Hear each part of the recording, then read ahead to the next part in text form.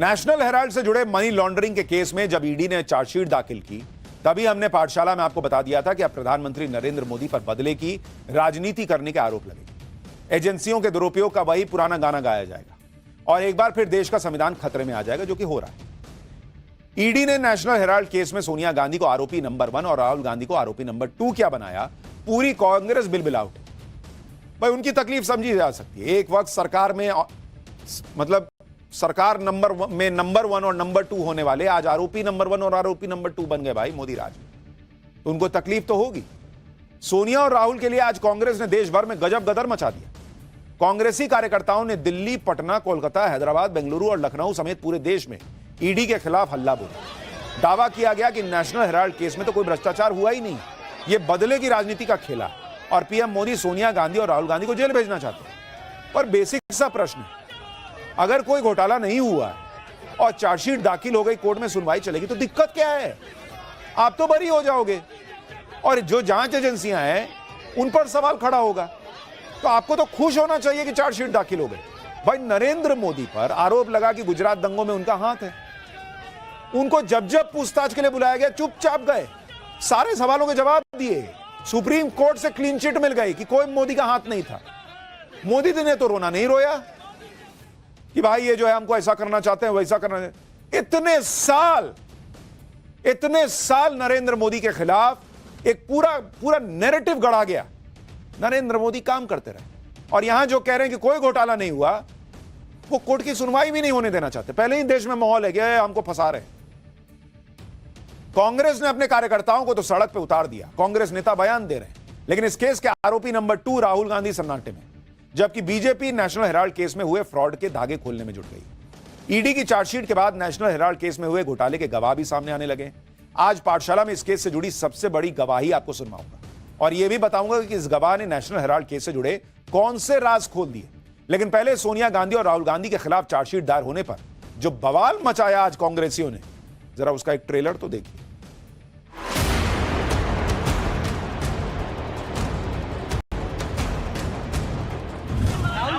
राहुल जी पे क्या कहेंगे? राहुल जी फाइल हुई है।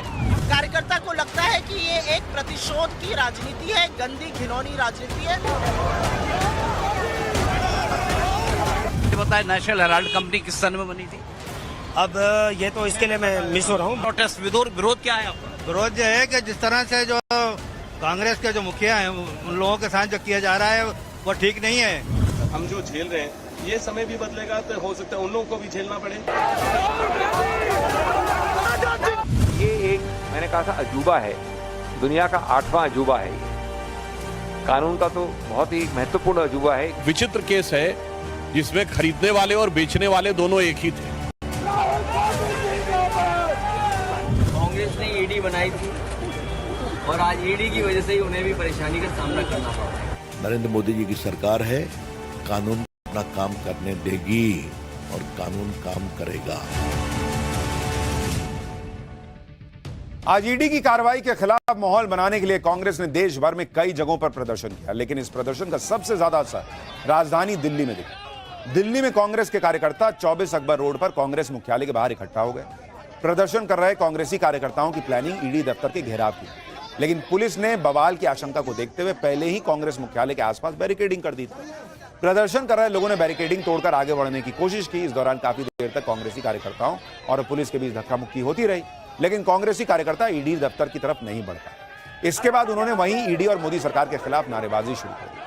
बवाल बढ़ता देख पुलिस ने प्रदर्शनकारियों को हिरासत में लिया। दिल्ली में कांग्रेस के प्रदर्शन पर हमारी सहयोगी की एक छोटी सी रिपोर्ट देखिए, फिर नेशनल हेराल्ड केस की पूरी टाइमलाइन बताता हूं कि कहां क्या हो रहा है और राहुल और सोनिया के खिलाफ जो भी एक्शन हो रहा है वो कैसे कानून के तहत हो रहा है और गवाह कौन से आ गए हैं कैमरे के सामने, वो भी दिखाऊं।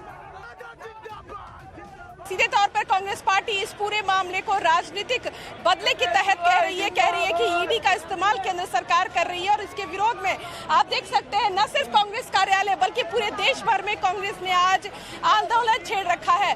पुलिस और कांग्रेस के कार्यकर्ताओं के बीच आपसी बैरिकेड को तोड़ने के बाद कांग्रेस के कार्यकर्ताओं को डिटेन किया है दिल्ली पुलिस ने। इनसे भी हम बात करने की कोशिश करेंगे।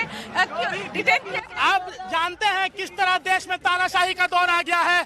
राहुल गांधी जी को किस तरह फर्जी मुकदमे में फंसाया जा रहा है। सरकार ने जिस तरह से अलोकतांत्रिक काम करके हमारे नेता और कांग्रेस पार्टी को बदनाम करने की कोशिश कर रही है, ये कांग्रेस पार्टी का बच्चा एक सिपाही नरेंद्र मोदी के आगे सीना चिरका करके खड़ा रहेगा। कार्यकर्ताओं को डिटेन करती हुई ले जा रही पुलिस। राहुल गांधी जिंदाबाद, राहुल गांधी जिंदाबाद। जो कांग्रेस नेशनल हेराल्ड केस में ईडी के एक्शन को बदले की पॉलिटिक्स बता रही, कोई भ्रष्टाचार नहीं हुआ कहकर लीपापोती करने में जुट गई आरोप लग रहा है, उसका यह खेल बिगड़ना तय है, क्योंकि ईडी की चार्जशीट के बाद इस केस से जुड़े गवाह भी खुलकर सामने आने लगे हैं। नवभारत के कैमरे पर भोपाल के ऐसे ही एक शख्स ने केस से जुड़ी सबसे बड़ी गवाही दी, जो कांग्रेस के झूठ को बेनकाब कर रही है। कांग्रेस के लिए इस गवाही को नजरअंदाज करना आसान नहीं होगा, क्योंकि गवाही देने वाले शख्स का नेशनल हेराल्ड से डायरेक्ट कनेक्शन है। वो AJL यानी एसोसिएटेड जर्नल्स लिमिटेड में मैनेजर रह चुका है और उसमें हुए कथित घोटाले का शिकार बता रहा है खुद को। इस शख्स का नाम है मोहम्मद सईद। जो मोहम्मद सईद ने दस्तावेज दिखाए हैं, उनके मुताबिक साल 1981 में मध्य प्रदेश में कांग्रेस सरकार के दौरान AJL को नेशनल हेराल्ड के लिए सरकारी जमीन मिली थी। यह जमीन भोपाल के पौष इलाके महाराणा प्रताप नगर में आवंटित की गई थी। साल 1988 में वहां से हिंदी में दैनिक नवजीवन, अंग्रेजी में नेशनल हेराल्ड और उर्दू में कौमी आवाज नाम के 3 अखबारों का पब्लिकेशन शुरू हुआ। राजीव गांधी की हत्या के बाद 1992 में इन अखबारों का छपना बंद हो गया। उसी के साथ घोटाले का खेल शुरू हुआ, यह आरोप लगा। आरोप है कि नेशनल हेराल्ड के लिए दी गई सरकारी जमीन को नियमों को ताक पर रखकर साल 2001 में गंगा इंटरप्राइजेज नाम की कंपनी को सौंप दिया गया। यह भी आरोप है कि इस डील के वक्त भोपाल में काम कर रहे नेशनल हेराल्ड के 79 कर्मचारियों को यह भरोसा दिया गया कि उनकी बकाया सैलरी और दूसरी रकम का भुगतान जल्द कर दिया जाएगा। लेकिन मोहम्मद सईद का आरोप है कि आज तक किसी को पैसा ही नहीं मिला। इसलिए मोहम्मद सईद पूछ रहे हैं कि जमीन बेचने के बदले जो करोड़ों की रकम मिली वो गई कहां। और इंसाफ के लिए मोहम्मद सईद आज भी कोर्ट के चक्कर काट रहे हैं। आप भी AJL में मैनेजर रह चुके मोहम्मद सईद का दर्द सुनिए।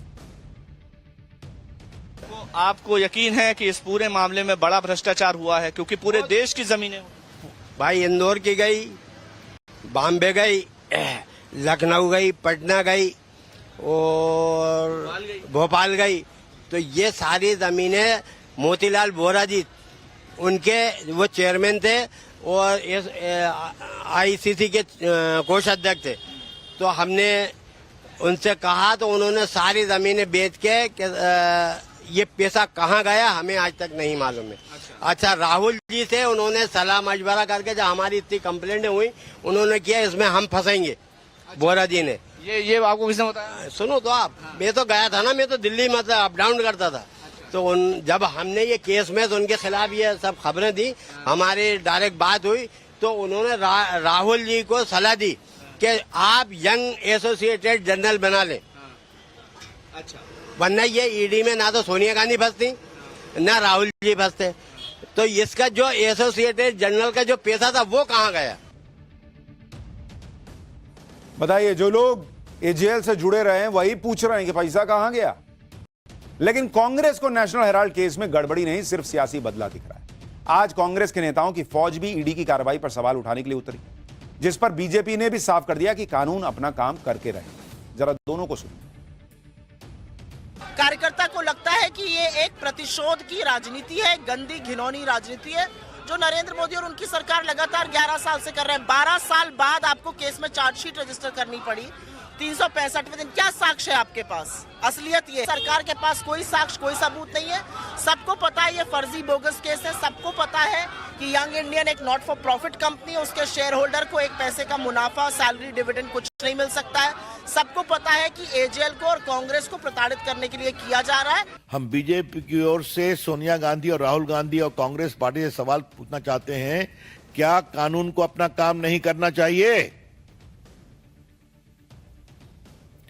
क्या हजारों करोड़ की संपत्ति पर अगर आपने गलत तरीके से, गैर कानूनी तरीके से षड्यंत्र करके कब्जा कर लिया तो क्या इस पर चुप रहना चाहिए?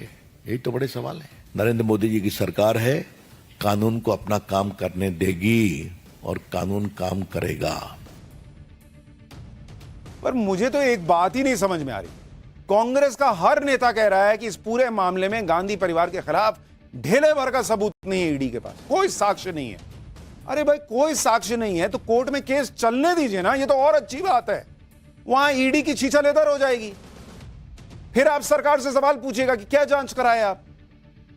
कोई सबूत नहीं है लेकिन कोर्ट में केस भी नहीं। अरे भाई चार्जशीट कैसे दाखिल कर दी, खुद कह रही हैं कि 12 साल बाद चार्जशीट हुई। अरे भाई जिसको पॉलिटिकल वेंडेटा करना रहेगा वो 12 साल चार्जशीट का इंतजार करेगा।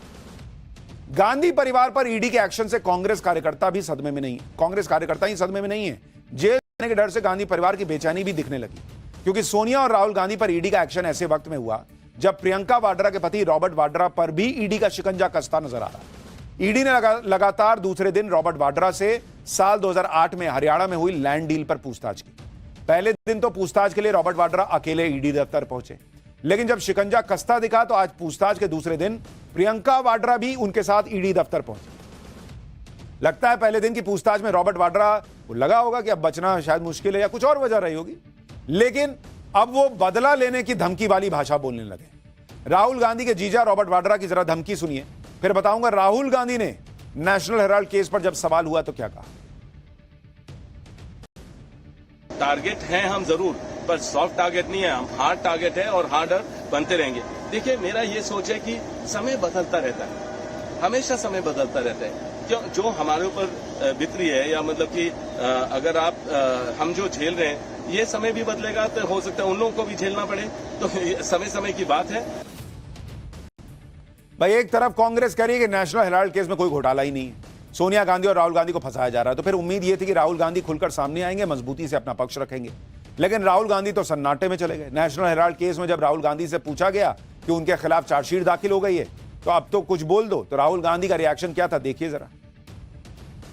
राहुल जी नेशनल हेराल्ड पे क्या कहेंगे? राहुल जी फाइल हुई है। राहुल जी नेशनल हेराल्ड पे क्या कहेंगे? राहुल जी फाइल हुई है। राहुल जी नेशनल हेराल्ड पे। राहुल गांधी जो हर विषय पर बोलते हैं, आज उन्होंने ईडी की चार्जशीट पर कुछ बोला ही नहीं। खैर कांग्रेस नेशनल हेराल्ड केस को मोदी का बदला बता रही है, लेकिन सच यह है कि साल 2012 में जिस वक्त सुब्रमण्यम स्वामी ने पहली बार नेशनल हेराल्ड केस में घोटाले की शिकायत की थी, उस वक्त देश में कांग्रेस की अगुवाई में यूपीए की सरकार थी, मोदी प्रधानमंत्री नहीं थे। मोदी ने केस नहीं किया है और इस पूरे मामले में ये लोग दौड़े दौड़े सुप्रीम कोर्ट तक गए, यह फर्जी मामला, इसको रोकिए सर। सुप्रीम कोर्ट ने भी जांच नहीं रोकी थी और कह रहे हैं कि कोई साक्ष्य नहीं। बहुत अच्छी बात है, साक्ष्य नहीं है, केस खत्म हो जाएगा।